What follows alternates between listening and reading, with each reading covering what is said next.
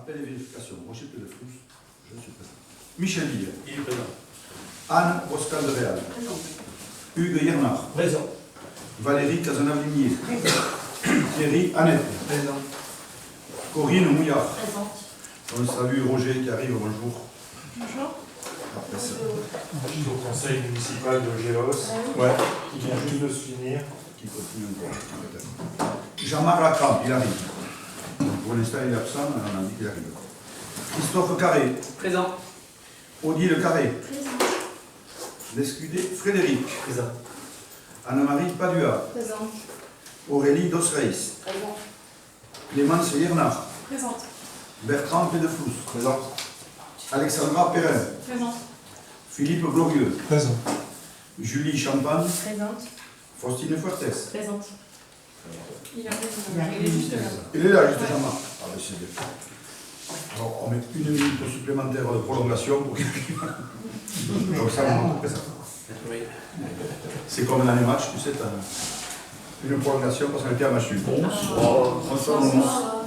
Installe-toi, vous lui faites passer ça. Bonsoir. Installe-toi, on commence juste, on vient de faire un appel. Ils disent présent. Et on dit Jean-Marc Lacrampe, alors tu réponds présent. Présent. Allez, il faut le faire.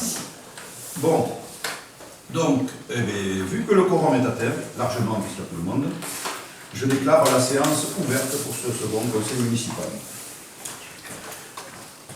Pour la première résolution, on va désigner un ou une secrétaire de séance sur proposition du maire.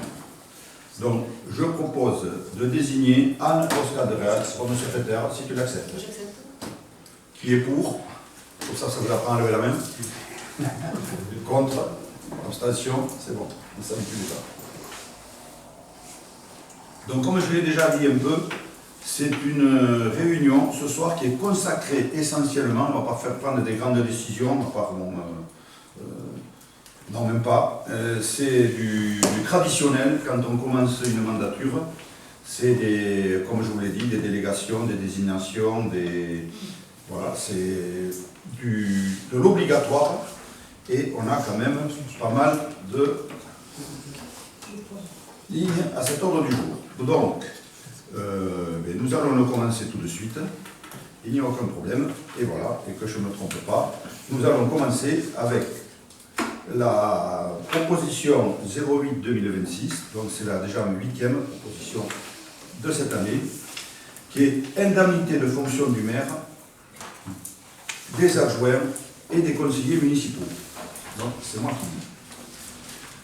Le conseil municipal, vu les articles L 2123-20 à L 2123-24-1 du Code général des collectivités territoriales, vu le décret numéro 82 11-1105 du 23 décembre 1982 relatif aux indices de la fonction publique, vu le procès-verbal d'installation du conseil municipal en date du 21 mars 2026 constatant l'élection du maire et de 5 adjoints au maire, vu les arrêtés municipaux portant délégation de fonctions à l'ensemble des adjoints ainsi qu'à certains conseillers municipaux.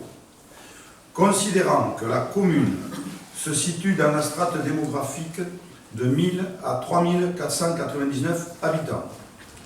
Considérant que pour une commune de cette strate démographique, le taux de l'indemnité de fonction du maire est fixé de droit à 55,7% de l'indice brut terminal de l'échelle indiciaire de la fonction publique.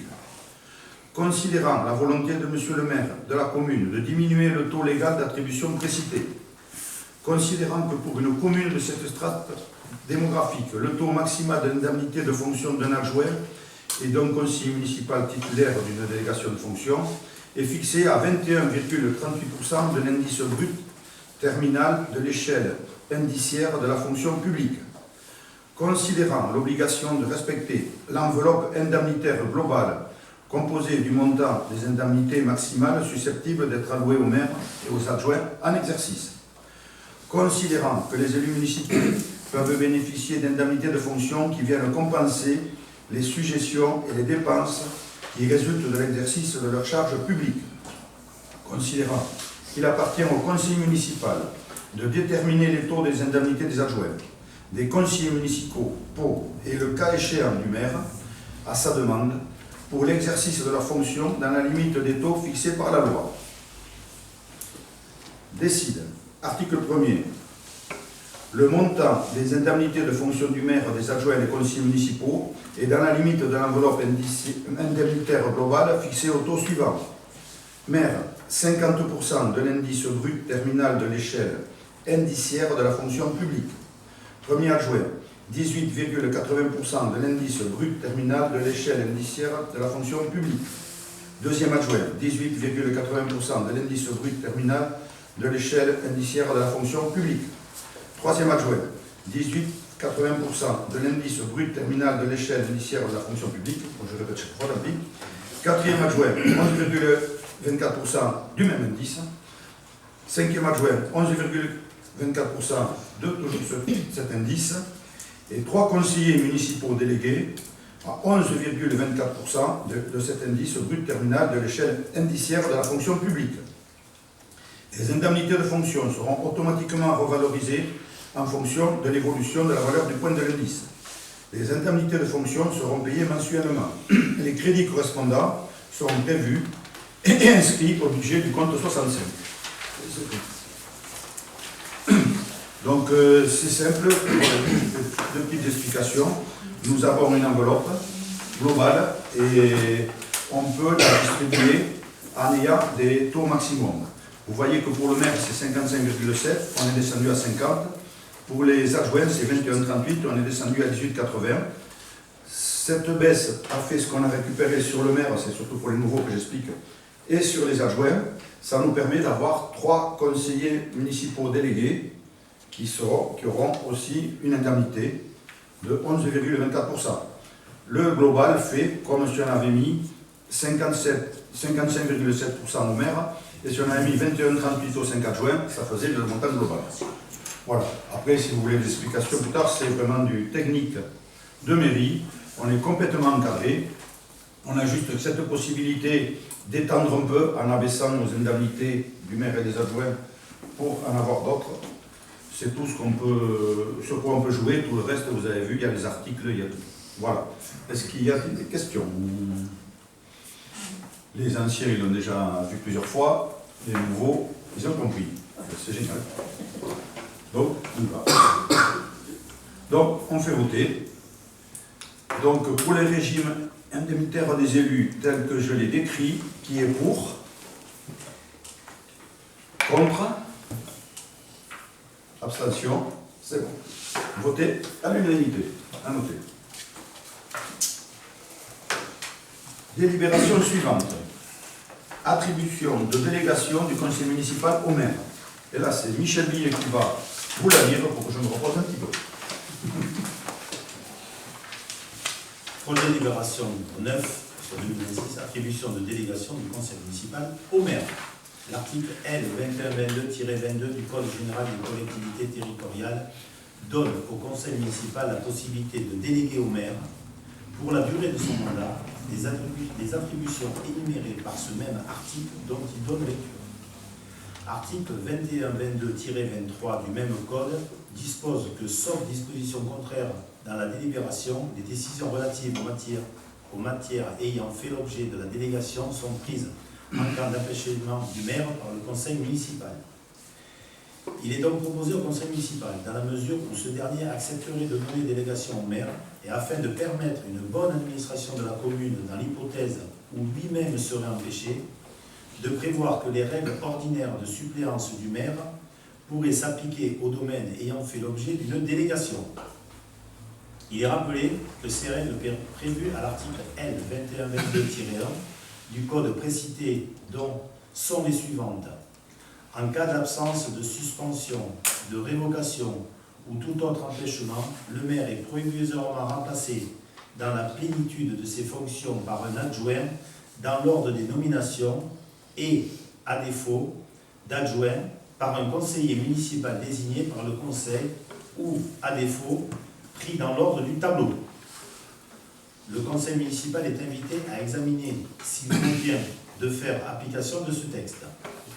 Le conseil municipal lit l'exposé du maire et après en avoir largement délibéré, vu l'article L 2122-22 du Code général des collectivités territoriales, considérant qu'il y a intérêt en vue de faciliter la bonne marche de l'administration municipale à donner au maire certaines délégations prévues à l'article L 2122-22 du dit Code.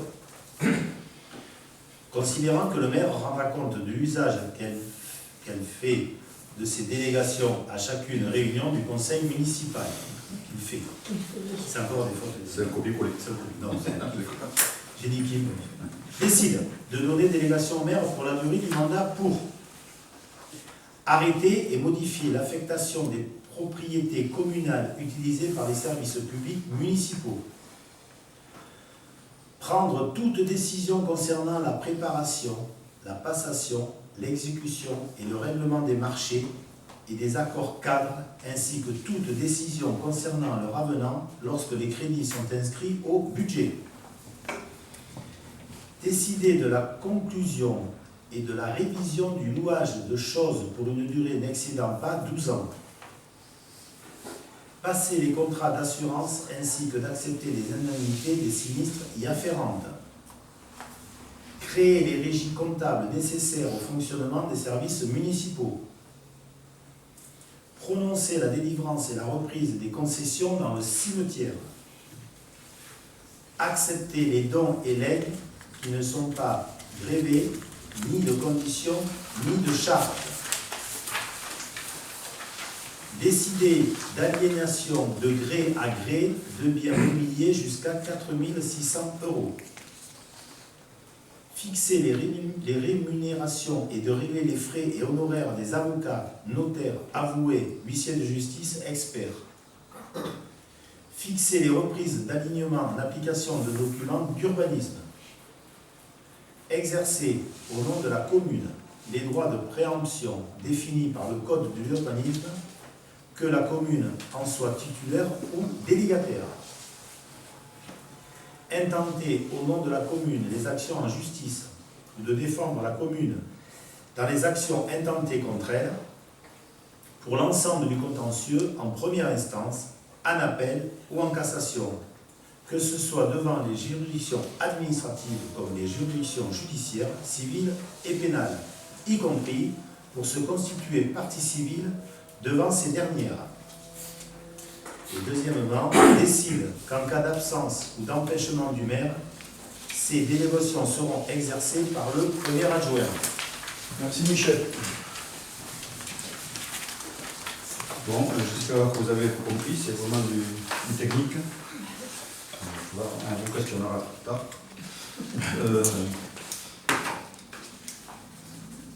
Bon, ça aussi c'est traditionnel, donc je ne sais pas si quelqu'un a des questions. Bon, c'est bien. Donc on va passer au vote. Qui est pour? Contre?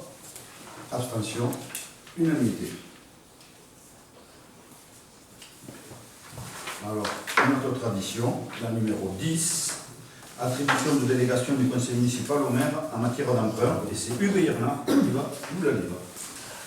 Projet de délibération numéro 10 2026. Attribution de délégation du conseil municipal au maire en matière d'emprunt.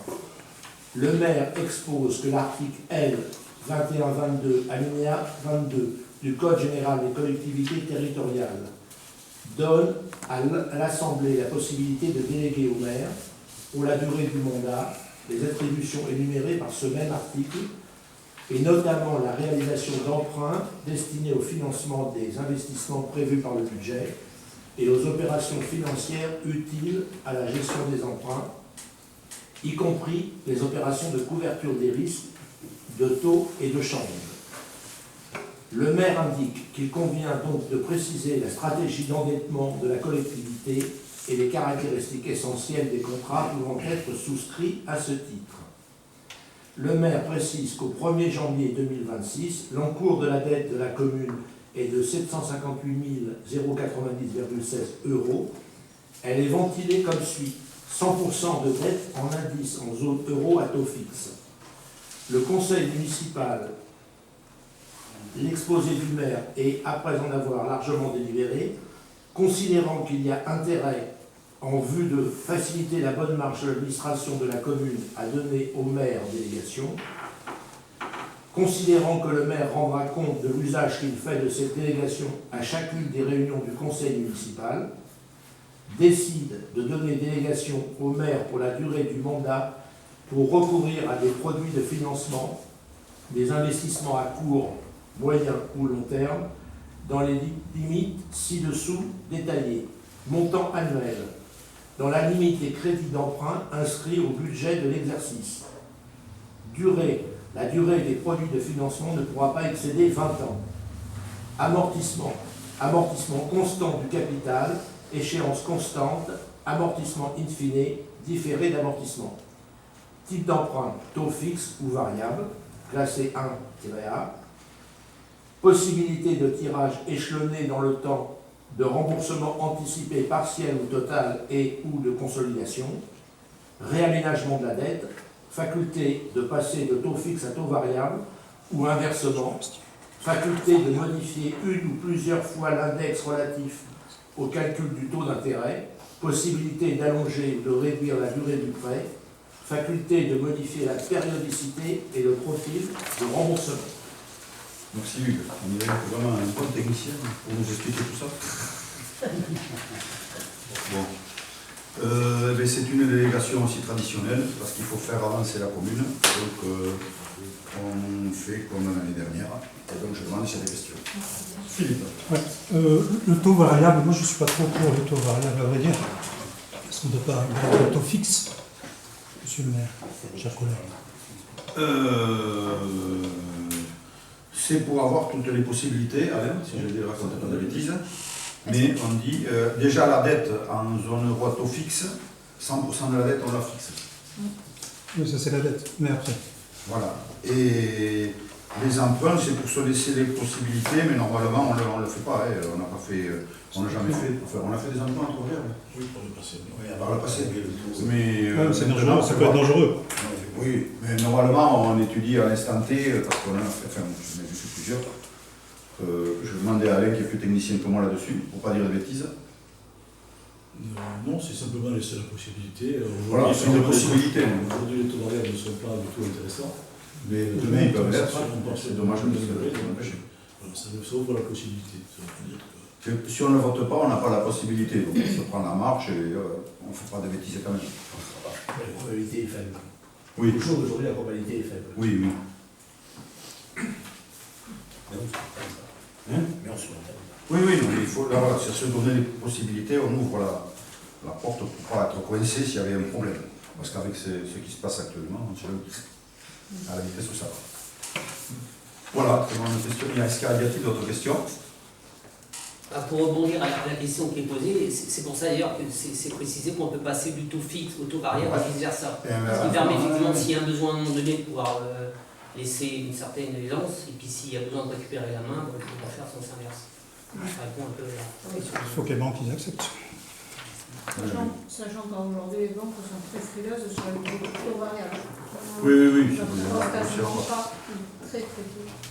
Mais on ne sait jamais combien d'années, c'est vrai, si je remonte dans le temps, on en a eu des taux variables et on a Oui, ça se pratique.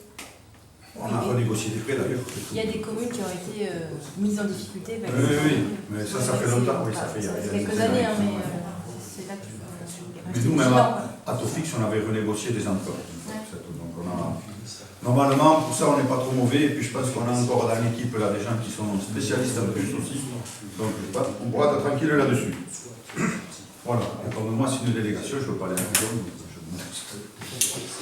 Voilà.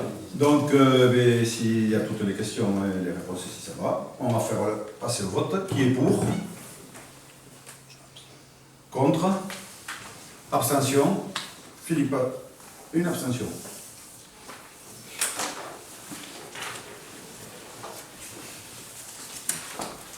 La 10. Après, on passe à la 11.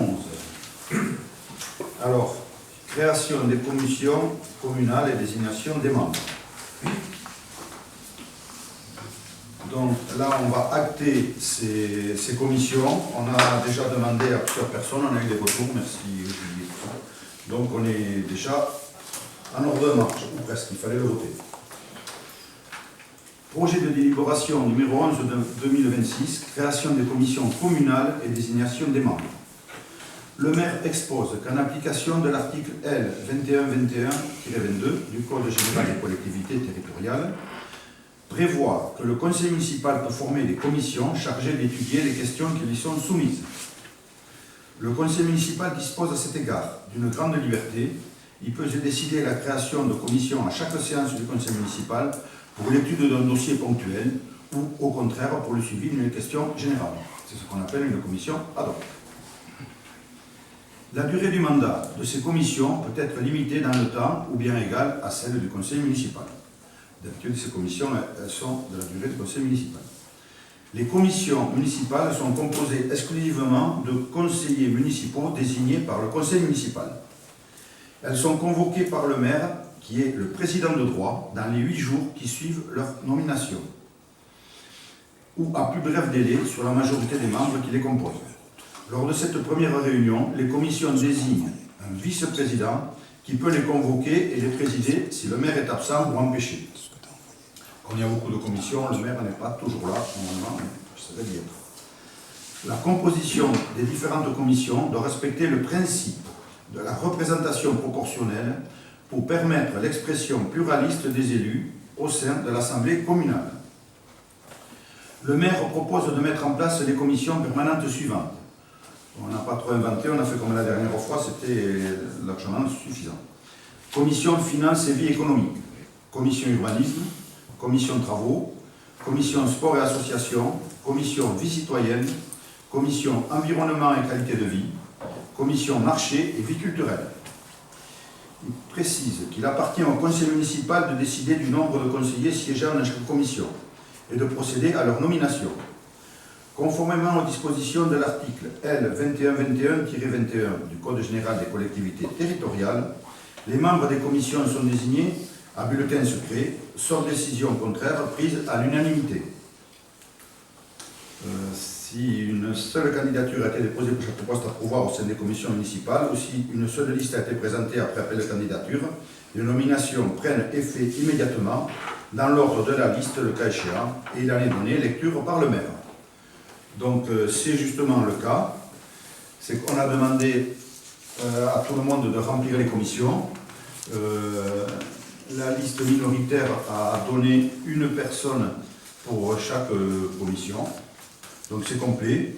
Nous, on avait vu par rapport à ce que vous vouliez faire, que tout le monde y soit. Donc, théoriquement, c'est le deuxième cas, une seule candidature avec une liste complète avec la majorité et la minorité.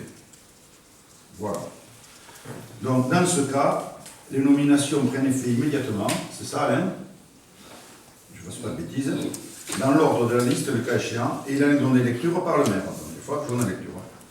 Donc, invité à se prononcer après en ordre délibéré, le conseil municipal va décide donc, puisque c'est fait, de créer les 7 commissions présentées ci-dessus par le maire, je vais vous le présenter, fixe le nombre de membres de chaque commission à 9, avec le maire ça fait 10, procède à la désignation des membres au sein de chaque commission municipale, je vais vous les dire.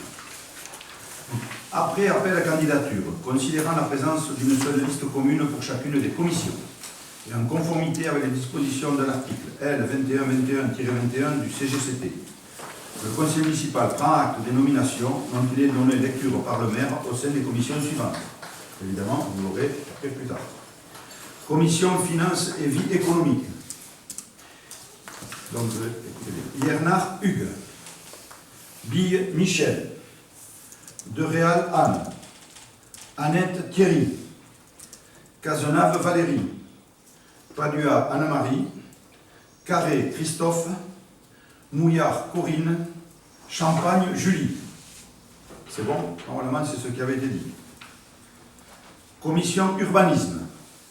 Perrin Alexandra, Bille Michel, Bernard Hugues, Carré Christophe, Annette Thierry, Lescudé Frédéric, Padua Anne-Marie, Cazenave Valérie, et Champagne-Julie.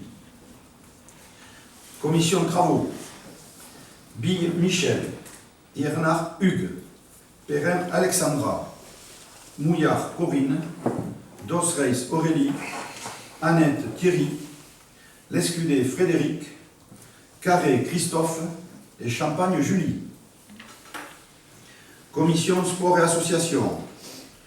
Lacrampe Jean-Marc, Annette Thierry, Yernard Clémence, Pédeflous Bertrand, Carré Christophe, Dosreis Aurélie, Padua Anne-Marie, De Réal Anne, Fuertes Faustine. Commission Vie Citoyenne. Annette Thierry, Cazenave Valérie, Pédeflous Bertrand, Lacrampe Jean-Marc, Mouillard Corinne, Carré Odile, Dosreis Aurélie, Yernard Clémence, Fuertes Faustine.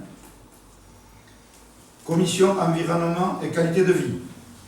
Lescudé Frédéric, Cazenave Valérie, Lacrampe Jean-Marc, Annette Thierry, Bille Michel, Carré Odile, Mouillard Corinne, Perrin Alexandra, Glorieux Philippe. Commission Marché et Vie culturelle. Cazenave Valérie, Mouillard Corinne, Yernard Clémence, Yernard Hugues, Annette Thierry, Carré Odile, Lacrampe Jean-Marc, Padua Anne-Marie, Glorieux Philippe. Normalement, c'est bien ce qu'il y avait. J'avais une délégation que je devais dire, peut-être que j'avais tout ça, non? De toute façon, ça répond ça. Alors, il n'y a pas aussi de mystère, parce que dans les délégations, il y aura les travaux, ça sera Michel Bille, qui est premier adjoint. Les finances, ça sera Hugues Yernard, ça qu'il a été nommé en premier. L'urbanisme, ça sera Alexandra Perrin. Le commission, attends, il me manque quelqu'un, non, après. Non, Annette Thierry, la vie citoyenne. Lescudé Frédéric, l'environnement et qualité de vie. Sport et association, Jean-Marc, la Crampe. Et commission marché et vie culturelle, Cazenave Valérie. Donc, ça fait les adjoints plus les 3 conseillers municipaux qui ont leur délégation. Ce qui avait été prévu, est fait dans les listes. Bon voilà, donc si je ne me suis pas trompé, puisque je n'ai pas été repris, si tout le monde est d'accord, il n'y a pas de question, on va passer au vote. Qui est pour? Contre? Abstention? Unanimité. Est-ce que vous avez des dates déjà pour les prochaines... On les met en place, on va en faire. Non mais c'est pour savoir si vous avez déjà un calendrier... Non, là déjà on les met encore, on va les envoyer à la préfecture. Après, c'est... Je ne sais pas si... Ça peut partir à partir de cette date, on dit normalement. Voilà. Elles doivent se réunir sous 8 jours, c'est ça? Il y en a une qui est prévue, la commission finance. Ouais, voilà. Oui, c'est ça. Qui est prévu. Tu peux le dire déjà. Et peut-être l'urbanisme si ça presse, mais je crois que ça va. L'urbanisme aussi, il va y en avoir une, je crois. C'est les deux qui pressent le plus avec les finances parce qu'il faut les faire très vite. Et l'urbanisme parce que. Il y a un tome de tout.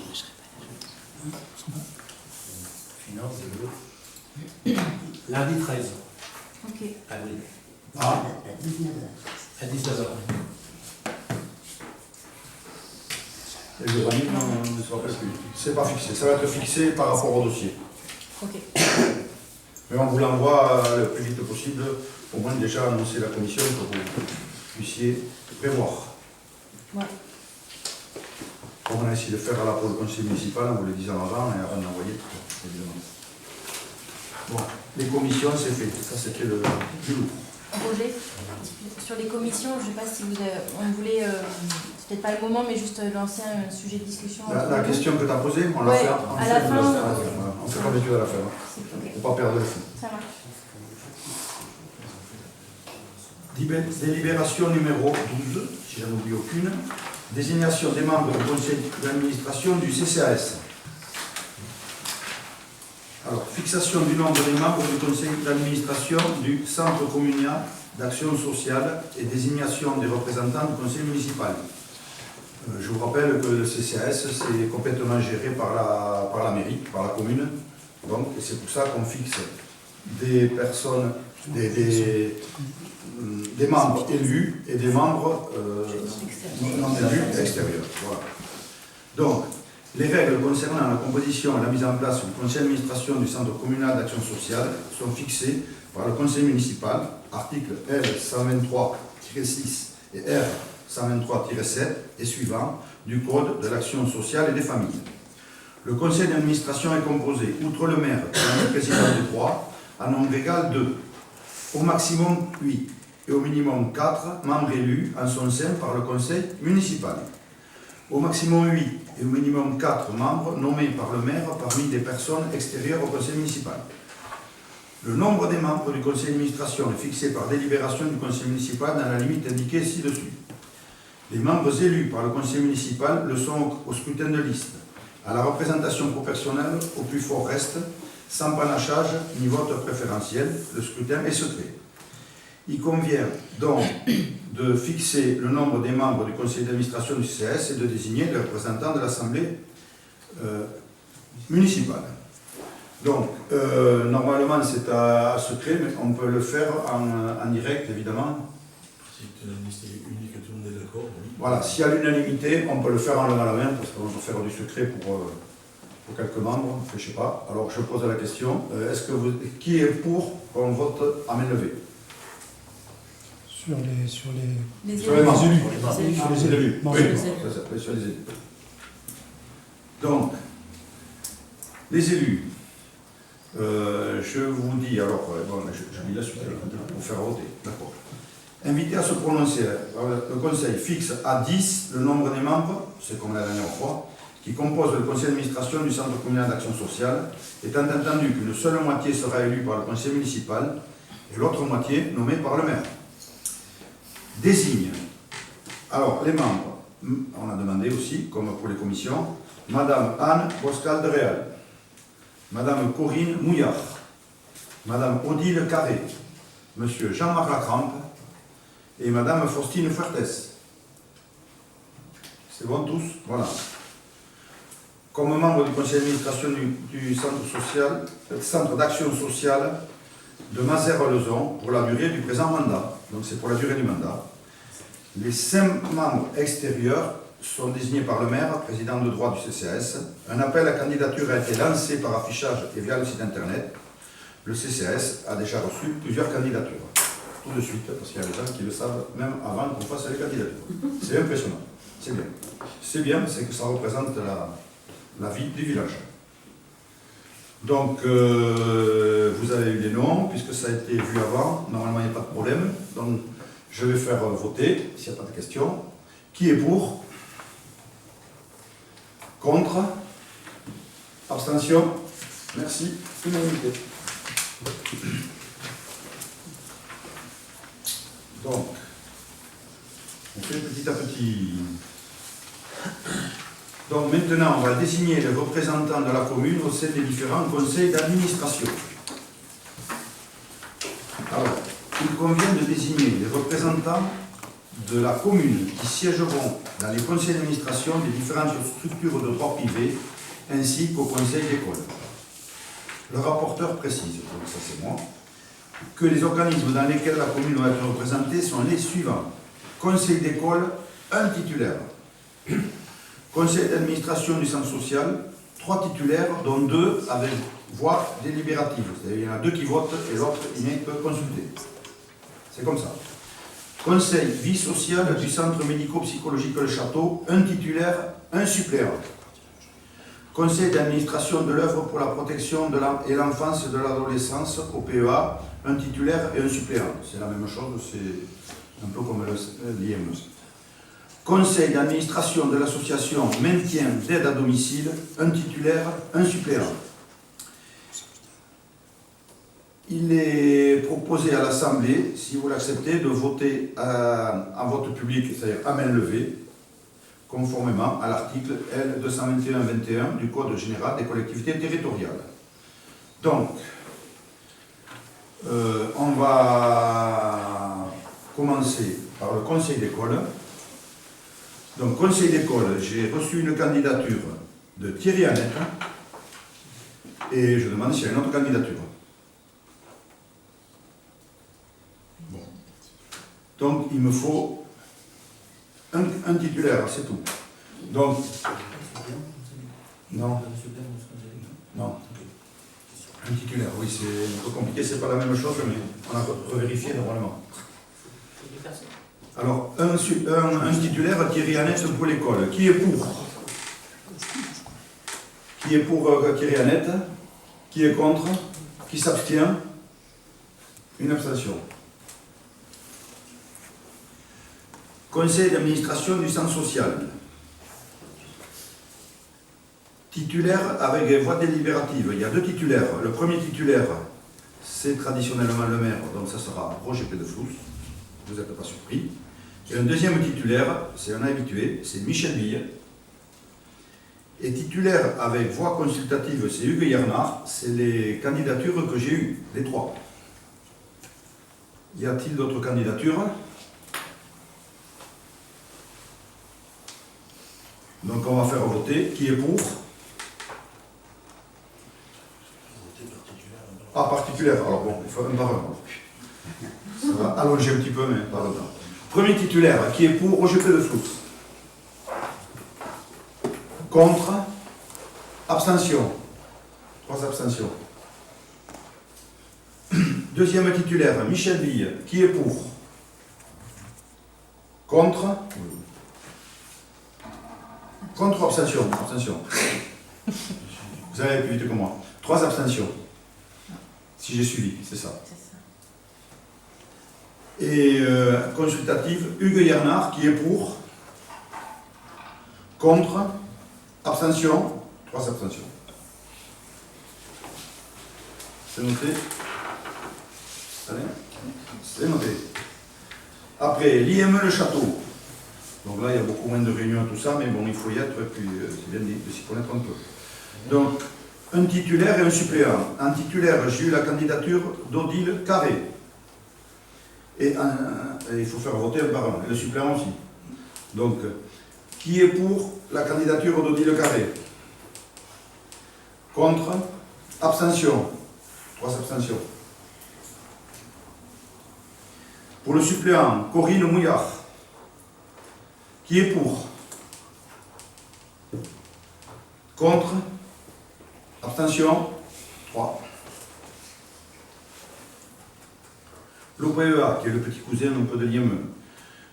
On a titulaire Corinne Mouillard, qui est pour? Contre? Abstention? 3 abstentions. Suppléant Anne Boscal de Réal, qui est pour? Contre? 3 abstentions? 3 abstentions. Pas de surprise. Association de, noté, c'est bon. Association de maintien d'aide à domicile des deux rives du Gard. Titulaire Anne Boscal de Réal. C'est la DMR, on appelle ça. Anne Boscal de Réal, qui est pour? Contre? Abstention? 3 abstentions. Suppléant Corinne Mouillard, qui est pour? Contre? Abstention. 3 abstentions. Là, c'est fait.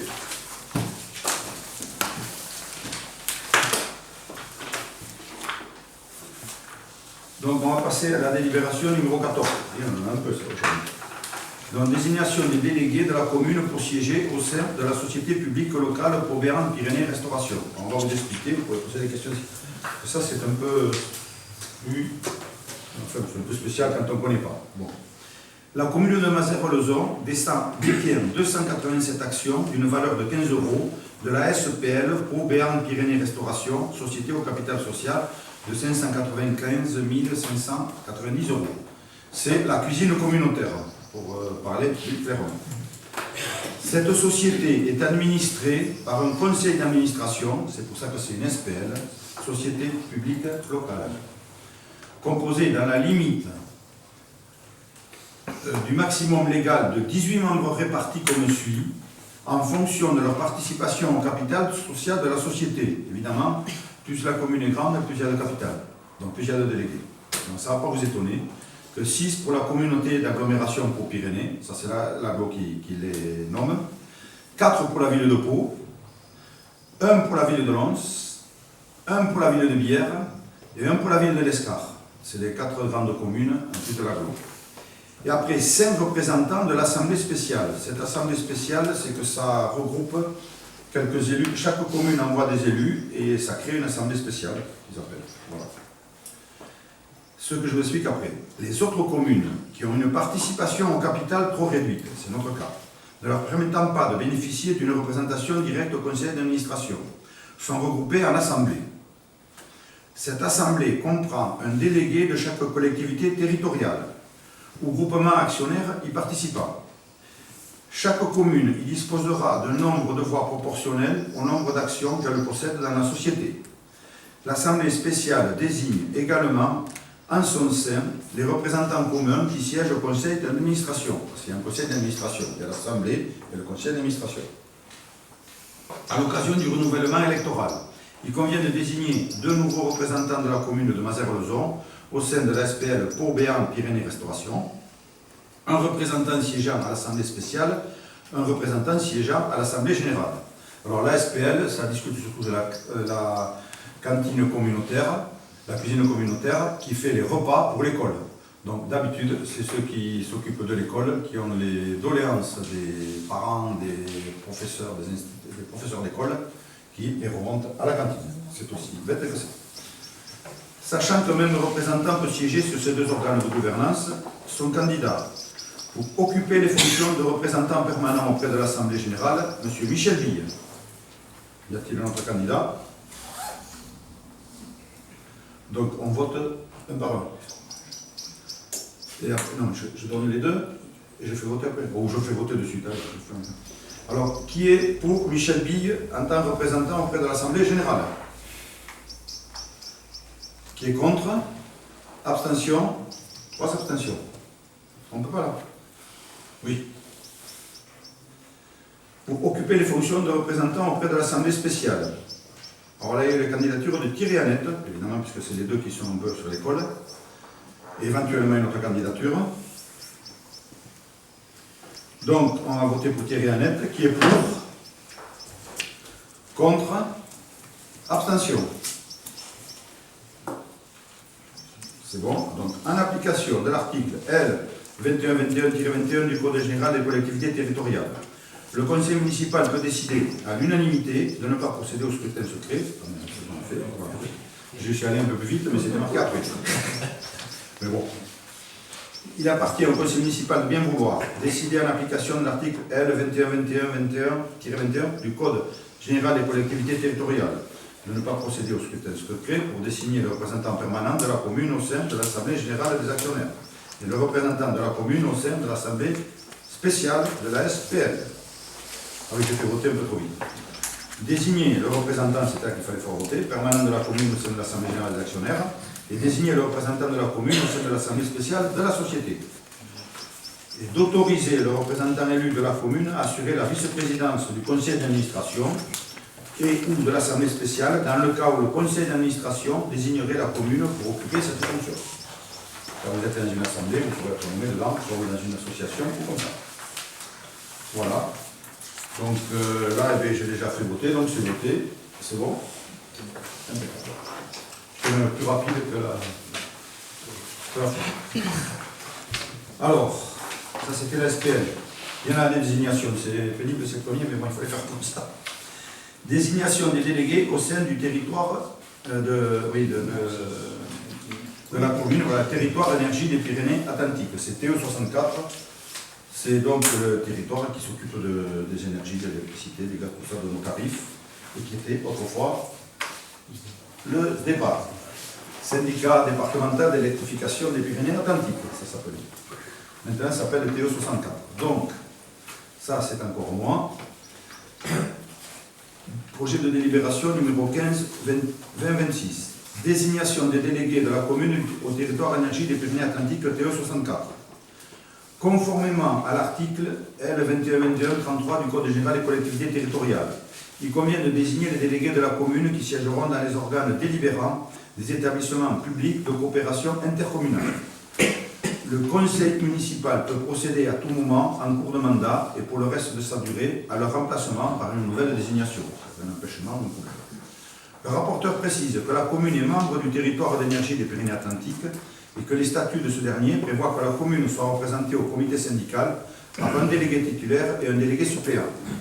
En conséquence, on vient de procéder aux désignations correspondantes. Son candidat, j'ai les candidats, pour occuper les fonctions de représentant titulaire, Michel Bille. Pour occuper les fonctions de suppléant, M. Hugues Yernard. En application de l'article L21-21 du Code général des collectivités territoriales, le conseil municipal peut décider à l'unanimité de ne pas procéder au scrutin secret pour effectuer ces désignations. Donc, on va les faire à main levée.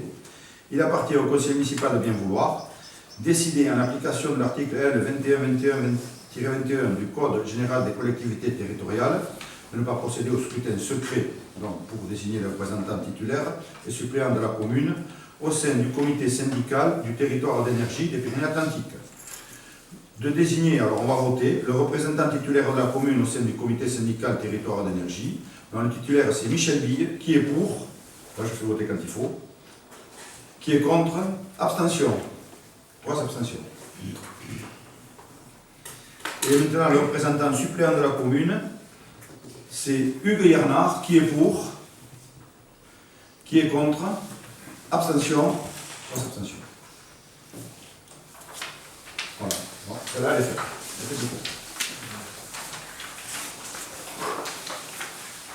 Alors, désignation maintenant des délégués au sein du CIVU de gestion du centre équestre de Narcastel. C'est vrai, il y a beaucoup de. On a des délégués un peu partout.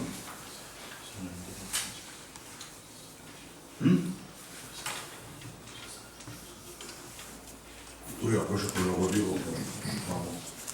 Oui, c'est la même chose, mais bon, je vais le redire en cas pour que ça rentre mieux. Désignation des délégués de la commune au conseil syndical communal du centre équestre de Narcastel. Conformément à l'article 21-21-33 du Code général des collectivités territoriales. Il convient de désigner les délégués de la commune qui siégeront dans les organes délibérants. Oui, c'est vrai que c'est tout à fait la même chose. Des établissements publics de coopération internationale, les EPCI, on appelle. Conseil municipal. Intercommunal. Ah oui, moi je vois pas. Le conseil municipal peut procéder à tout moment, en cours de mandat et pour le reste de la durée à leur remplacement. C'est la même chose. Le rapporteur précise à la commune, membre du syndicat, du centre équestre de Narcastel, ça change, et que ce dernier prévoit qu'elle est représentée au comité syndical par 2 délégués titulaires. Vous voyez, ça aussi, ça change.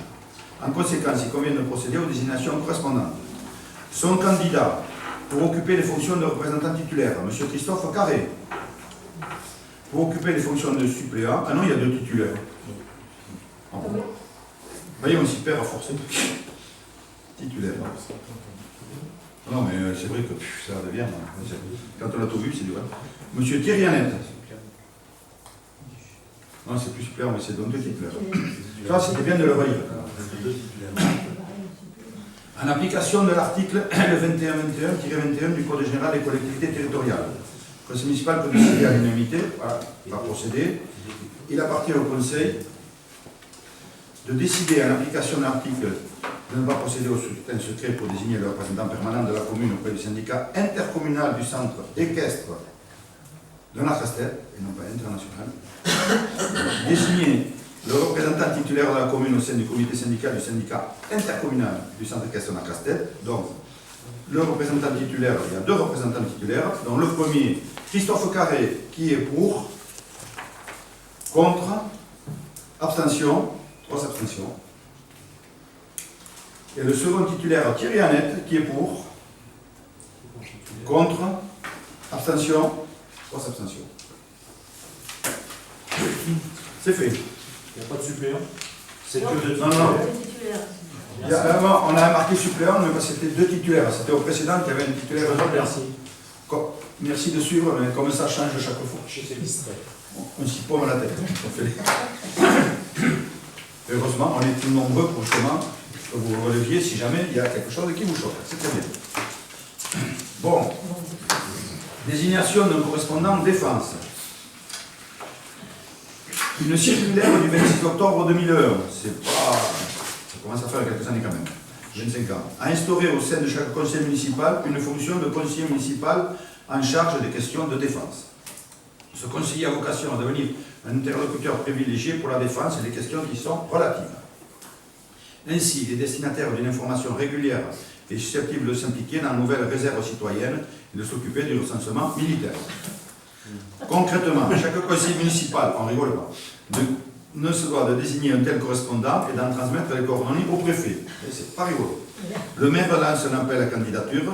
On a eu comme candidat Michel Bille, qui est comme par hasard, c'est quand même un militaire rire. Donc il doit connaître un peu. Voilà. Donc il est proposé à l'Assemblée qu'il accepte à l'unanimité, j'espère, de procéder à un vote en scrutin public, comme on a fait, conformément à la possibilité offerte par l'article L2121 du Code général des collectivités territoriales. Donc, le vote, qui est que pour Michel Bille soit correspondant défense pour la durée du mandat, pour, contre, abstention. 3 abstentions. Donc, Michel Bille est désigné correspondant défense de la commune pour la durée du mandat.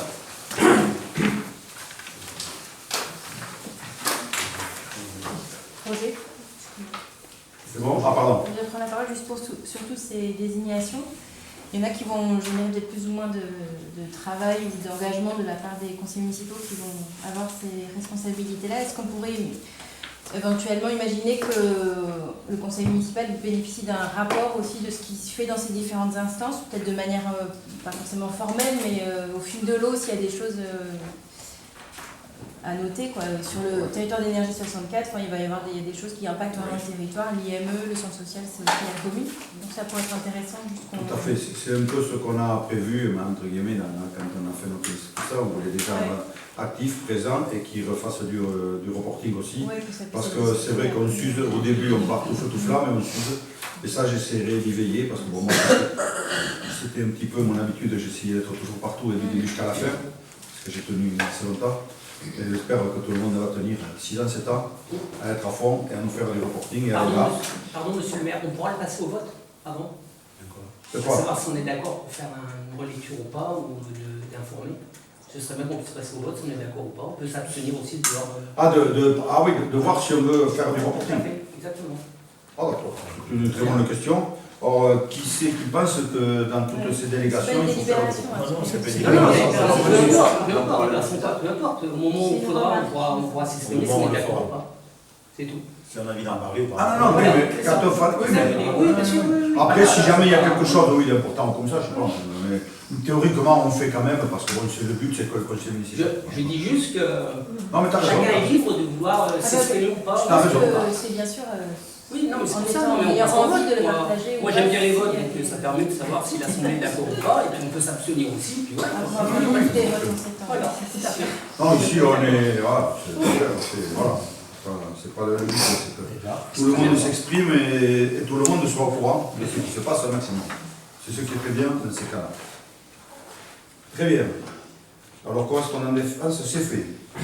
Maintenant, signature des actes en la forme administrative. Donc, je vais me reposer un peu et on va dire à Anne de lire. Allez. C'est pas Alors, signature des actes en la forme administrative. Le maire peut être amené à établir des actes en la forme administrative pour des opérations intéressant la commune, plus particulièrement des acquisitions ou des aliénations de terrain. Ne pouvant être à la fois le rédacteur et le signataire de ces actes au nom de la commune, il invite le conseil municipal à désigner un adjoint à cette fin. Il propose de désigner M. Michel Bille, premier adjoint, et en cas d'empêchement de ce dernier, Mme Anne-Pascale de Réal, deuxième adjointe, pour signer les actes en la forme administrative. Il appartient au conseil municipal, après en avoir délibéré, de bien vouloir désigner M. Michel Bille, premier adjoint, et en cas d'empêchement de celui-ci, Mme Anne-Pascale de Réal, deuxième adjointe, pour signer pour le compte de la commune les actes en la forme administrative qui seront établis par le maire. Ça aussi, c'est très encadré, on le faisait, c'était évidemment, quand on faisait un acte, c'était Monique Semarone qui faisait office, entre guillemets, de notaire un peu, et moi, en tant que premier adjoint, je passais quelques minutes maire pour signer en tant que maire, et après, je reprenais ma place. Donc ça se fera comme ça, théoriquement. Voilà, donc il faut que je fasse voter aussi. Donc on désigne Michel Bille, premier adjoint, en cas d'empêchement, Anne-Pascale de Réal, pour signer les actes. Qui est pour? Tout le monde est pour. On a la désignation. Hein. Maintenant, autorisation permanente de poursuite donnée au comptable public. Alors la comptabilité, on va passer à Hugues Bernard. Projet de délibération numéro 19-2026, autorisation permanente de poursuite donnée au comptable. Le maire expose à l'Assemblée qu'en matière de recouvrement des titres de recettes dans les conditions réglementaires, les poursuites sont soumises au visa de l'ordonnateur. En matière de poursuite par voie de commandement, l'ordonnateur peut dispenser le comptable public de solliciter son autorisation de poursuivre par ce biais. Cette dispense peut être permanente ou temporaire, générale ou particulière. Dans un souci d'allègement de la démarche et de meilleure gestion de la procédure de recouvrement, le maire propose donc de donner au comptable public de la commune de façon permanente cette dispense d'autorisation en matière de poursuite par voie de commandement. Il appartient au conseil municipal, après en avoir délibéré, de bien vouloir dispenser de façon permanente le comptable public de la commune de solliciter l'autorisation de l'ordonnateur pour les poursuites par voie de commandement en matière de recouvrement des titres de recettes. Merci Hugues. Bon, ça aussi, c'est automatique. Donc on n'a pas trop de choix. Donc s'il n'y a pas de questions, on va voter. Qui est pour? Abstention 0, unanimité. Allez. Après, création d'un emploi d'animateur territorial pour accroissement temporaire d'activité. Donc c'est Thierry Annette qui va nous en parler. Le maire propose au conseil municipal la création d'un emploi non permanent sur le grade d'animateur territorial en temps non complet pour faire face à un accroissement momentané d'activité liée à la fréquentation accrue du service périscolaire méridien à l'école primaire. L'emploi serait créé pour la période du 20 avril 2026 au 31 mai 2026. Décembre. 31 décembre 2026. La durée hebdomadaire moyenne de travail serait fixée à 8 heures hebdomadaires en période scolaire. Cet emploi appartient à la catégorie hiérarchique B.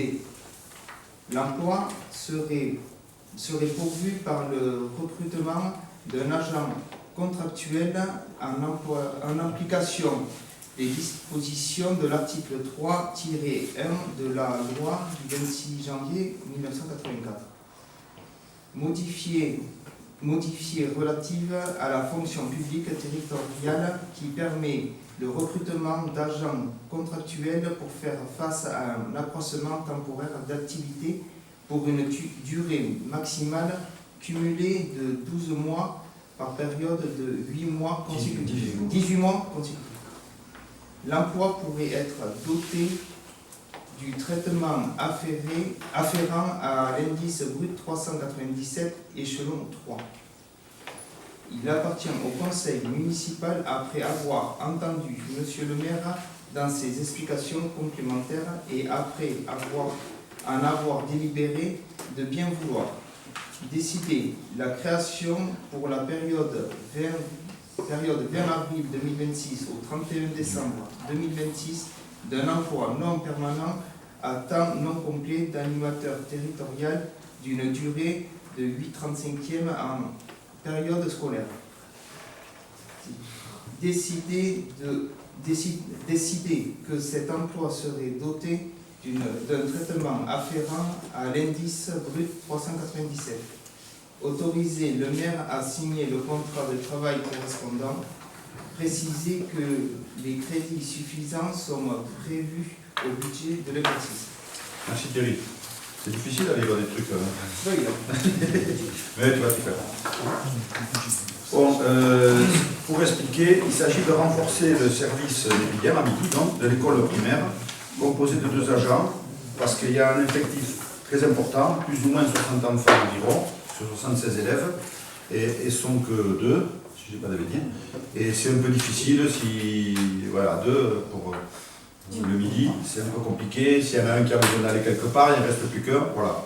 Donc ça fait un moment qu'il y avait une demande, et là on a eu on a dit qu'on passait le pas, parce qu'il faut les aider. Voilà.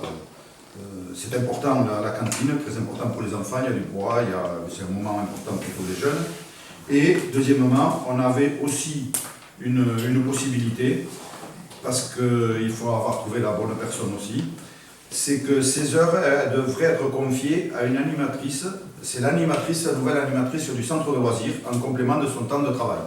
Parce qu'on essaie de faire partout, entre le périscolaire et entre ce qu'on fait, de faire des temps complets, parce que c'est vrai que les pauvres animateurs périscolaires, ou même dans les centres loisirs ou comme ça, quand ils n'ont pas les temps complets, c'est très compliqué pour eux. Il faut qu'ils se payent les déplacements, surtout avec le prix du gasoil maintenant et tout, s'ils viennent que pour quelques heures, parce que ça ne fera donc que, si je ne dis pas de bêtises, c'est 2 heures par jour, 4 jours. C'est 8 heures par semaine. C'est de midi à 14 heures. Donc ça fait, faut le vouloir, il ne faut pas être loin, mais il faut que ce soit complémentaire. Voilà. Donc voilà, donc on a eu l'opportunité et puis la volonté de le faire pour aider les ATSEM qui sont là-bas, qui font le périscolaire. Donc on a proposé cette délibération. Donc est-ce qu'il y a-t-il des questions? Je pense que c'est clair et net. Donc on va voter. Qui est pour? Qui est contre? Abstention? Unanimité.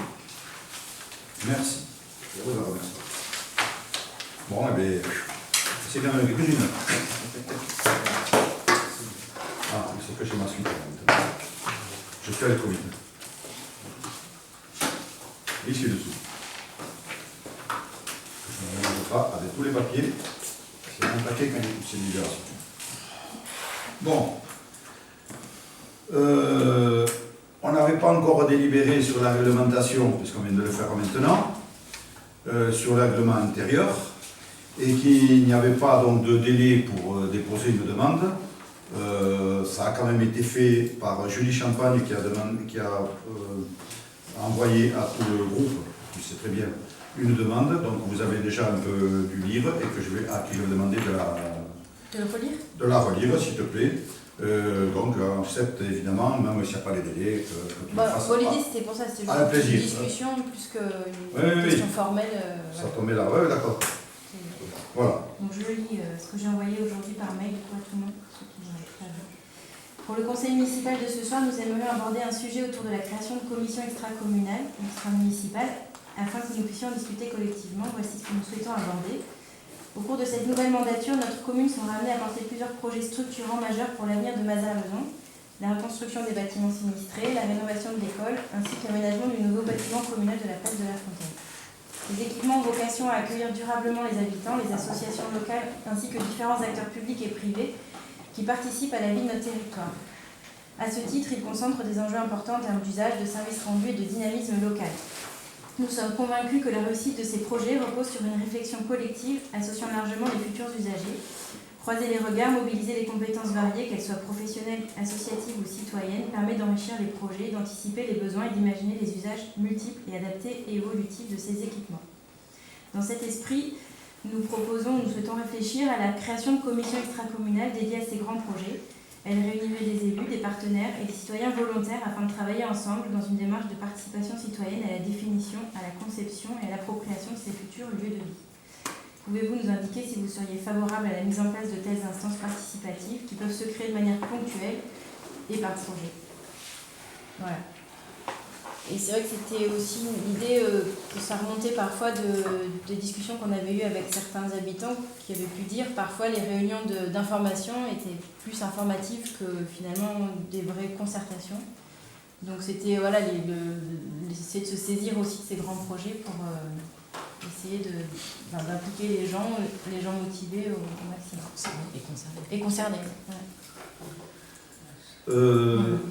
Si vous l'avez vu, dans notre programme, on a dit qu'on allait faire plus de réunions, une par an, une réunion publique, qu'on allait voir un peu plus sur la communication, parce que nous aussi, ça nous a remonté qu'il y avait un peu de manque. Je pense que ce manque, c'était, alors je ne sais pas, mais enfin, avec l'ancienneté quand même, peut-être à la longue un peu à l'usure, que des fois on traîne un petit pour le dire. Il y avait eu un grand coup d'arrêt avec la période de Covid et tout ça, là au début où on s'est un peu cherché. Donc c'est pour ça, raison de plus pour recommencer un peu mieux. Mais cela étant dit, je comprends votre volonté de contribuer au débat public local, il ne m'apparaît pas opportun, cependant, de donner une suite favorable à votre proposition de création de commissions extra-communales. Parce qu'on a déjà fait plein de commissions communales. En effet, le conseil municipal ainsi que les commissions municipales qui viennent d'être installées ce soir constituent un cadre suffisant pour l'examen des affaires de la commune et l'expression pluraliste des sensibilités qui y sont représentées. De plus, la création de structures parallèles risquerait d'introduire une lourdeur et une confusion dans les processus décisionnels et ainsi de nuire à la lisibilité de l'action publique. Enfin, les dispositifs existants de type consultation, réunion publique ou autres, ce qu'on va mettre en place, permettent déjà l'information et même les échanges et la participation des citoyens dans des conditions adaptées et encadrées. C'est par exemple que nous avons donc prévu une réunion publique par an qu'on fera pour que justement on puisse échanger avec les gens et ils pourront poser les questions qu'ils veulent et on leur répondra. C'est le but d'un échange et non pas d'une information stricte qu'on peut faire par emboîtage. Par ailleurs, et pour ne pas prendre que l'exemple de la reconstruction du bâtiment sinistré, du bâtiment communal, tous les usagers seront consultés au moment de l'aménagement. Il y aura le centre social qui nous l'a déjà demandé, qui voulait savoir comment on ferait. Le centre de loisirs qui risque d'y avoir ses entrées, puisque maintenant il est provisoirement, il est ouvert depuis aujourd'hui, je vous l'annonce, on y était ce matin à 7h30, et ça a bien commencé. Il est logé provisoirement depuis longtemps dans les écoles. Donc il finira dans ces bâtiments quand ils seront réalisés. La bibliothèque aussi qui est à côté, qui est partie prenante, et puis tous les autres usagers qu'il y aura par là. C'est prévu chaque fois qu'on fasse comme ça. Évidemment, par exemple, vous parlez de l'école ou comme ça, d'habitude, alors on parle, est-ce qu'on le faisait bien assez haut comme ça, mais c'est très bien de faire les remarques. On voit quand même avec les professeurs des écoles, les institutrices, on essaie de voir les parents d'élèves et tout. On le fera aussi parce que justement c'est fait pour eux et parce que moi je pense aussi quelque chose, là c'est moi, c'est que si on ne le fait pas, on va avoir été toujours sur le terrain, si on ne le fait pas avec l'assentiment des gens, on a même, quand on leur demande, on a des reproches. Alors si jamais on ne leur demande pas, c'est sûr qu'on a des reproches parce qu'on ne leur a pas demandé les gens les communes. Donc ça sera bien. Donc dans ce contexte, la municipalité entend poursuivre son action dans le respect des institutions en place, parce que vous avez vu qu'on est encadré avec des commissions et tout ça, c'est vrai que c'est un peu, pas coincé, mais on peut faire, comme on a dit, on peut faire une commission ad hoc pour un sujet spécial, on peut créer ça aussi, faire un petit groupe de travail, on peut faire quelque chose, on va toujours trouver une solution. Mais la loi, vous avez vu, c'est tout strict, c'est toutes les délégations, il vaut mieux s'y tenir, et c'est déjà assez lourd. Je veux dire ça par expérience. Donc, dans ce contexte, la municipalité entend poursuivre son action dans le respect des institutions en place, garante du bon fonctionnement démocratique de notre collectivité. Voilà. J'espère que j'ai bien répondu. Je vous en remercie. Y a-t-il d'autres questions sur quelque chose là? Tout va bien, normalement c'est bon. Moi je voudrais juste. Oui. Moi c'est après le maire, c'est toujours pas bien. Non, c'est après bon, le maire, mais dans ce que demande la minorité, moi je suis désolé, mais vous dites quelque chose à votre niveau, hein. Vous dites que vous voulez réunir les élus, les partenaires bien sûr, hein, parce que c'est des gens qui vont vivre à l'intérieur, oui, c'est ce que j'ai dit. Et des citoyens volontaires. C'était pas notre but à nous au départ. Les citoyens volontaires, vous l'aviez mis dans un projet qui était communauté, hein, c'est vous qui avez décidé de mettre ça et de faire ça se fait par endroit, pas tout le temps. Moi je crois que si on commence, nous notre idée à nous, hein, on en avait parlé tous ensemble, mes collègues vont pouvoir dire le contraire si je ne dis pas la vérité. Nous on a pensé que justement si on commence à travailler, alors, la population, bien sûr que les gens vont pouvoir les impliquer, mais c'est pas les décideurs, c'est nous.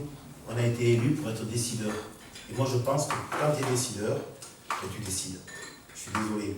On va pouvoir avoir des avis, c'est possible, mais des volontaires, ou comment le terme a été désigné comme pour les définitions de l'instruction, oui, je l'ai là de toute façon, des élus partenaires citoyens volontaires afin de travailler ensemble. Moi je ne vois pas comment on va désigner pour les commissions de travaux, et j'en serai le garant, sous la responsabilité du maire, et avec tous les élus qui seront à la commission de travaux, plus les élus de l'ensemble, puisqu'on pourra travailler tous ensemble. Moi je ne suis pas inquiet là-dessus. Tous ensemble on pourra travailler. Mais moi je ne me vois pas commencer à faire des réunions sur comment on va gérer les locaux du centre social, du public qui ex-centre social, devenu centre social, qui sera centre social, j'en sais rien. Sur la partie où on n'a pas les mêmes idées, au départ on n'avait pas les mêmes idées sur le multiservice.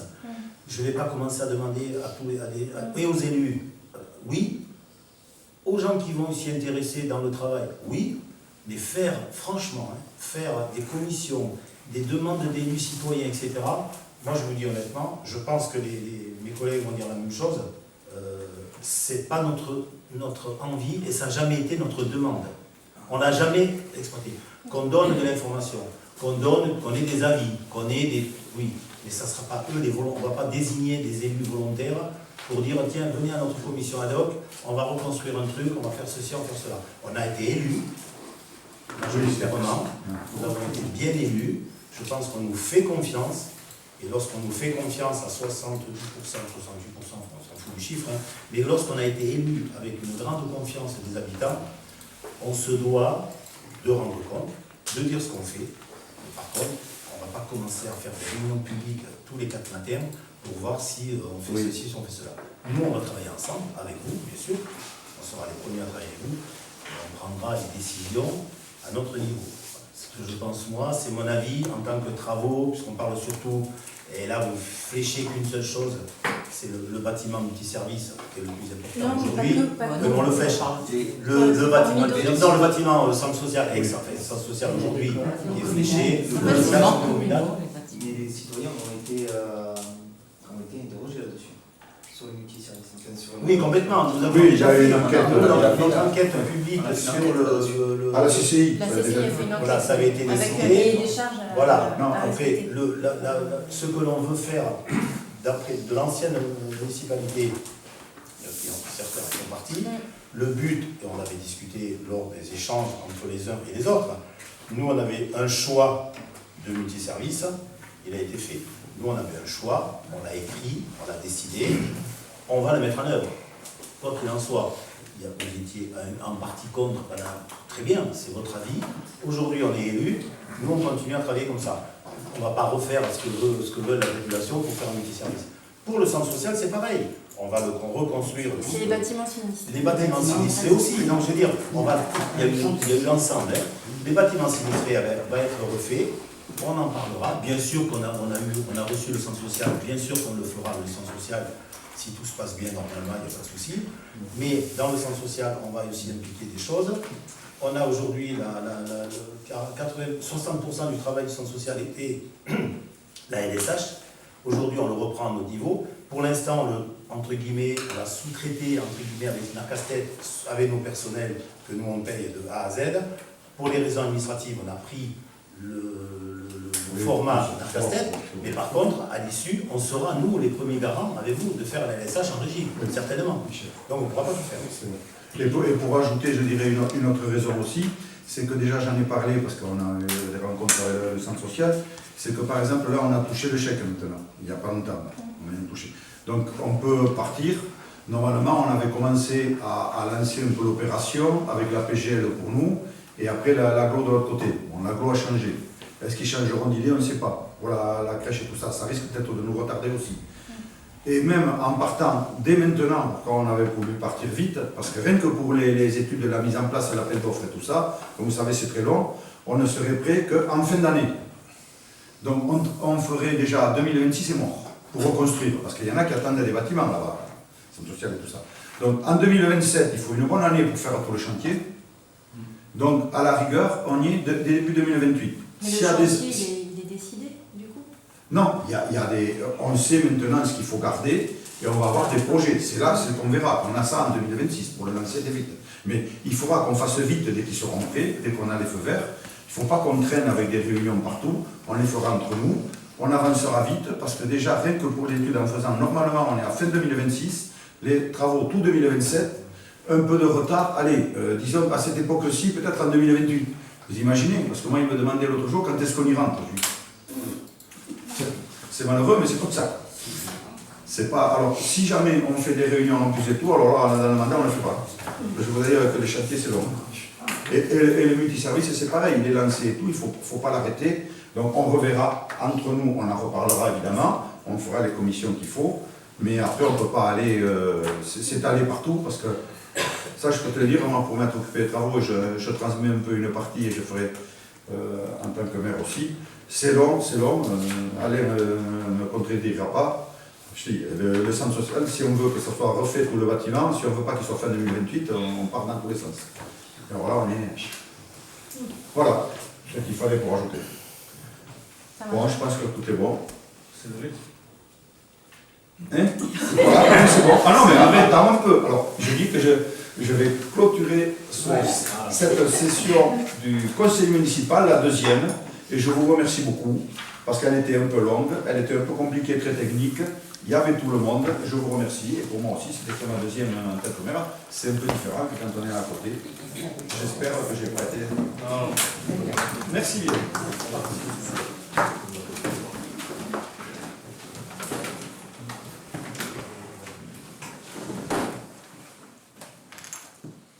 Ouais.